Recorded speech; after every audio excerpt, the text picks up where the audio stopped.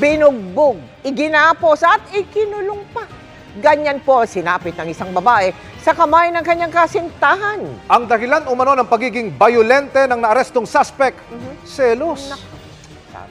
Hawak na po ng DSWD ang biktimang minsan na raw sinubukang tumakas pero inabutan at kinaladkad pabalik ng suspect. Nahuli kampayan sa CCTV at nakatutok si John Consulta, exclusive. Pinasok ng mga ahente ng NBI-NCR ang unit na ito sa Quezon City. Sa banyo, nasagip ang babaeng biktima ng illegal detention na nakatali at bugbog sarado. Hindi naman naging madali ang pag-aresto sa suspect na babae rin. Tuloy mo na. May karapatan ko tumahimik. Lahat ng sasabihin mo, maaaring gamitin laban sa'yo, ha? May karapatan ko muna abogado. Nang eksaminin ng NBI-NCR ang CCTV ng bahay, nakita nila ang video ng biktima na patakas na sana sa pinagkulungan sa kanyang bahay.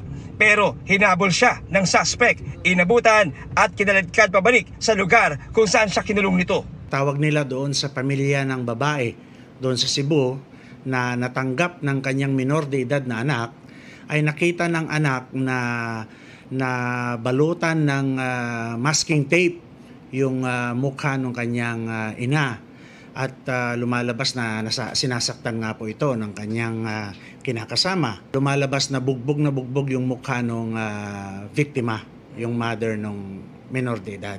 Tinakot niya na papatayin siya, itinali niya, hinampas ng yantok, napakarami pong pananakit ang isinagawa nitong subject. We can only assume that there is jealousy in this case, considering the surrounding circumstances of the case. Ininquest na ang suspect sa reklamong serious illegal detention, violence against women and children, at resistance and disobedience to agents of authority. Sinusubukan pa namin makuna ng pahayag ang suspect.